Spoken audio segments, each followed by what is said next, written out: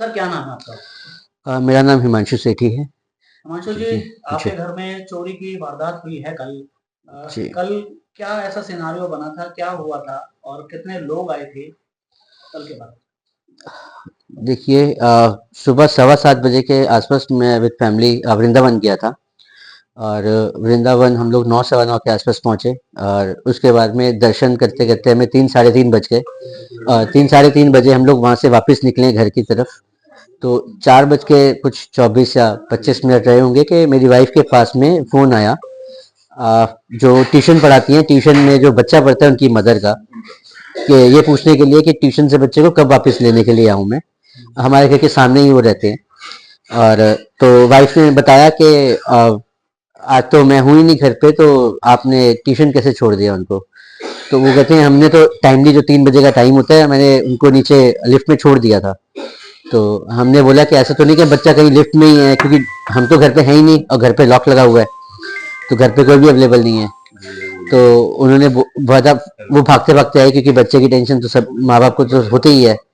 तो आकर के उन्होंने देखा तो पता लगा कि बच्चा यहीं इसी रूम में ही यहीं बैठा हुआ था। तो उनका फोन आया कि बच्चा तो अंदर घर में बैठा हुआ है। तो हम भी हैरान हुए, क्योंकि हम तो घर को लॉक करके गए थे। तो हमने उनको उनसे आग्रह किया कि वीडियो कॉल पे एक बारी हमें कॉल कीजिए, ताकि हम देख सके कि घर कैसे खुला है कैसे नहीं खुला। तो उनकी वीडियो कॉल आई हमें। तो उन्होंने घर का दिखाया, जैसे मैंने अभी आपको दिखाया, पूरा लॉक मेन गेट का टूटा हुआ है। जो तीन रूम है हमारे, तीनों रूम के जो कबर्ड हैं, कबर्ड के लॉक सब टूटे हुए हैं। जो उसके अंदर आपकी छोटी वाली ड्रॉर होती है वो सब टूटा हुआ है। और जो हमारी एक छोटी सी पोटली थी, जिसके अंदर 2-3 आपकी अंगूठियां थी और एक चेन सेट था। तो ये इसकी वो पोटली हमारे दूसरे रूम में पड़ी हुई थी, जबकि वो हमारे हमारे रूम में पड़ी होती है। अच्छा। तो ये हमने वीडियो कॉल पे देख लिया था, तो हमें आभास हो गया था कि भैया घर के अंदर कोई चोरी हुई है। तो हमने उनको उनसे बोला कि आप 6 बजे तक यहीं रुक जाओ, क्योंकि वृंदावन से आने में 2 ढाई घंटे हमको लग ही जाएंगे। तो उस समय पे 4:30 बजे का टाइम था, तो 6 बजे मुझे जीपीएस पे दिखा रहा था वापस घर पहुंचने का टाइम।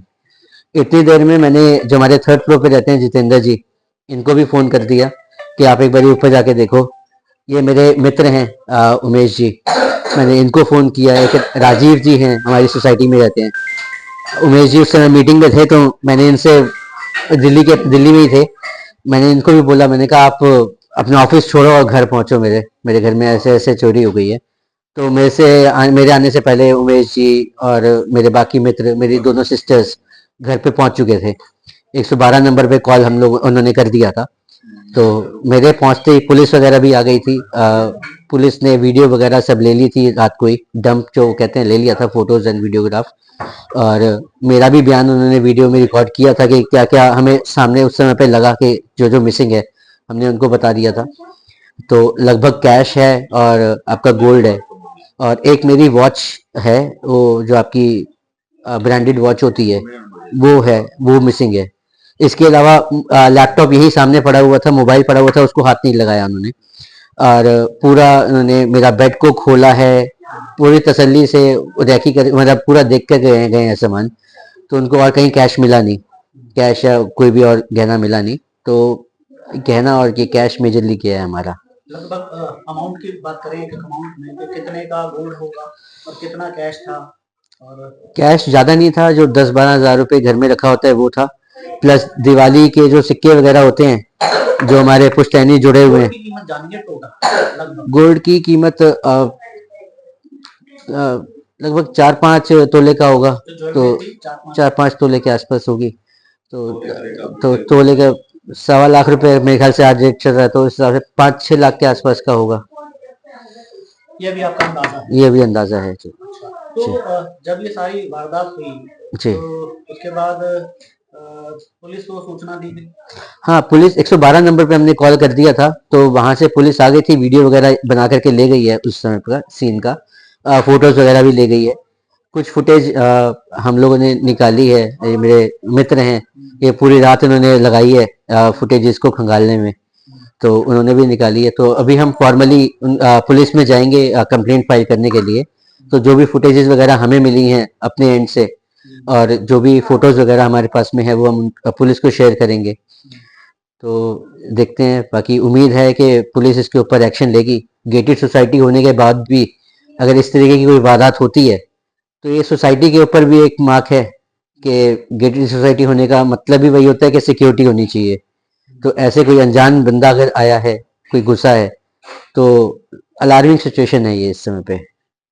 तो साफ साफ आपका आरोप है कि जो सोसाइटी है, सोसाइटी की सिक्योरिटी के ऊपर सवालिया निशान उठता है। देखिए, इसमें मैं कौन होता हूँ सवाल उठाने वाला? आप भी आए हैं तो आपको भी, आपने भी देखा होगा कि आपसे कोई क्वेश्चनिंग नहीं हुई कि आप कहाँ जा रहे हैं, कहाँ नहीं जा रहे। तो प्रत्यक्ष को प्रमाण की जरूरत नहीं है।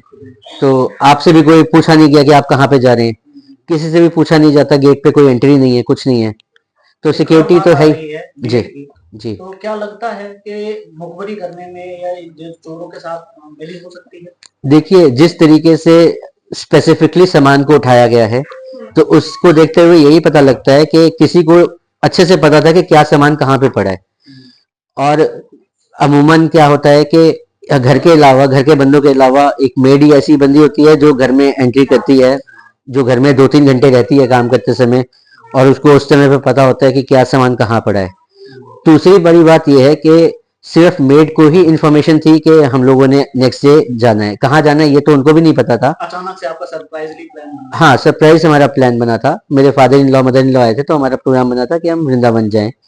तो मेरे ये सबसे नजदीकी दोस्त हैं, इनको भी नहीं पता था, मेरी सिस्टर्स को भी नहीं पता था कि हम लोगों ने कहीं जाना है। रात रात में प्लान बना? रात में बिल्कुल प्लान, शाम को प्लान बना। और हमने मेड को बोला, मेड से हमारी बात हुई, रात को वो आती है काम करने के लिए। तो हम जब परसों लोहड़ी देने जा रहे थे अपनी सिस्टर्स को, तो वो रास्ते में मिली मेड। तो हमने उनको बोला कि आप घर में काम कर जाओ, बच्चे हैं घर में। तो उसने बोला कि मैं आज, मेरी तबीयत ठीक नहीं है, मैं आज नहीं आ पाऊंगी।